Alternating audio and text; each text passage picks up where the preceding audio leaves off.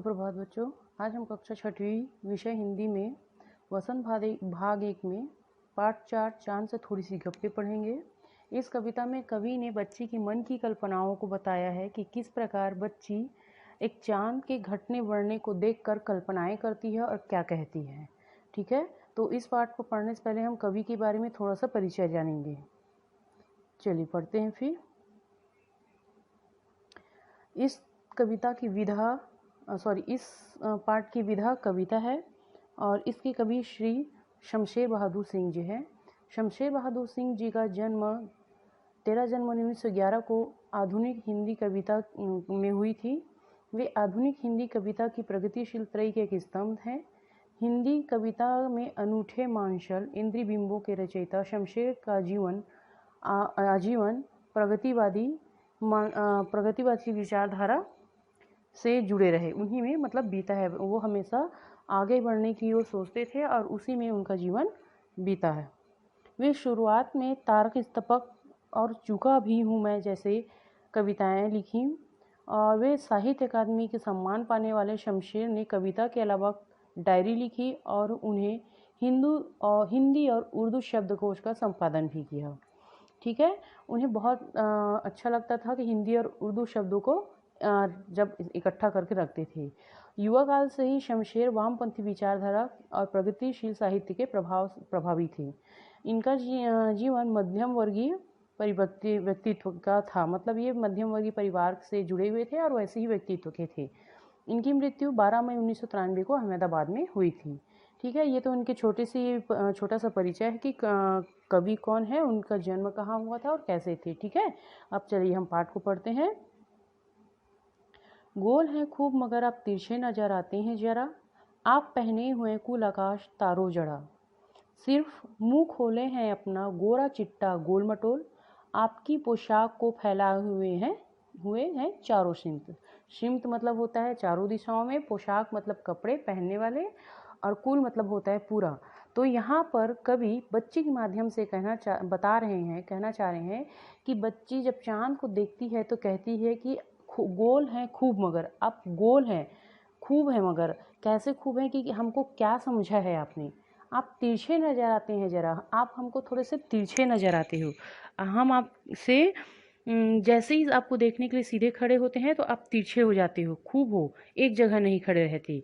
आप पहने हुए कुल आकाश तारों जड़ा और आपने आसमान को आकाश को अपना वस्त्र समझकर अपना कपड़ा पहनकर पूरा कपड़ा पहनकर समझकर पहन लिया है।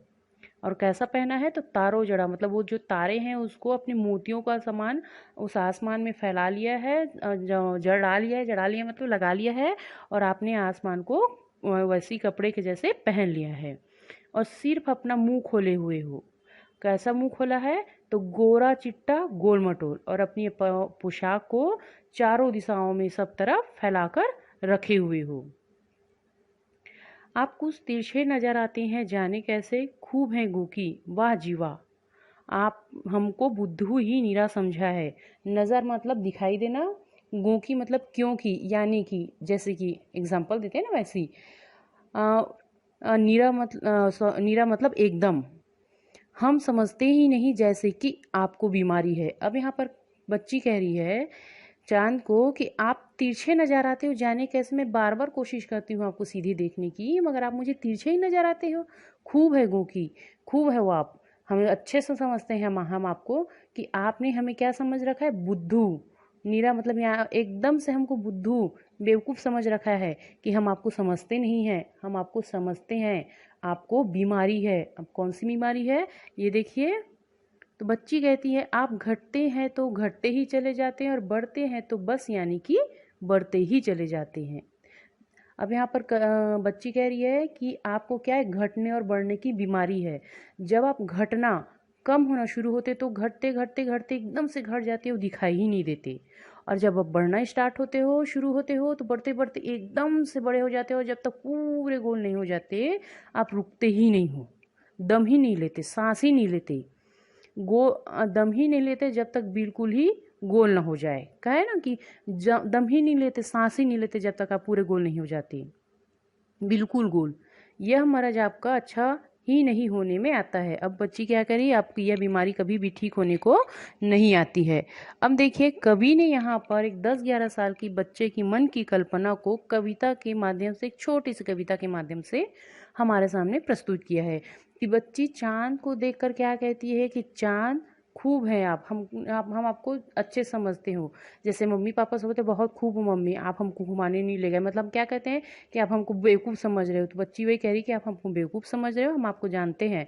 आपको क्या है, घटने बढ़ने की बीमारी है। और आप क्या करते हो, आसमान को, आकाश को पूरा कपड़ा समझ कर अपना पहन लिया है। और कैसा पहना है कि तारों से जड़ा हुआ, मतलब सितारों को मोतियों के समान आसमान में लगा लिया है। जैसे कपड़े में मोती लगते हैं उसी प्रकार लगा लिया है, और उसको आपने पूरे आसमान को पहन लिया है। ठीक है।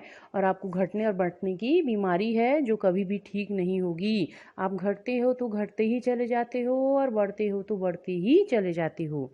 तो आपकी यह बीमारी कभी भी ठीक होने को नहीं आती, हम आपको बहुत अच्छे से जानते हैं। तो इस पार्ट में कवि ने एक बच्चे की मन की कल्पना को बताया कि बच्चे किसी भी चीज़ को देखकर किस प्रकार से कल्पनाएं कर सकते हैं, क्या सोच सकते हैं और उसके बारे में क्या कहते हैं। ठीक है। तो ये एक बहुत छोटी सी कविता है, इसको ध्यान से पढ़िएगा और समझिएगा। ठीक है। तो आज के लिए बस इतना ही। धन्यवाद।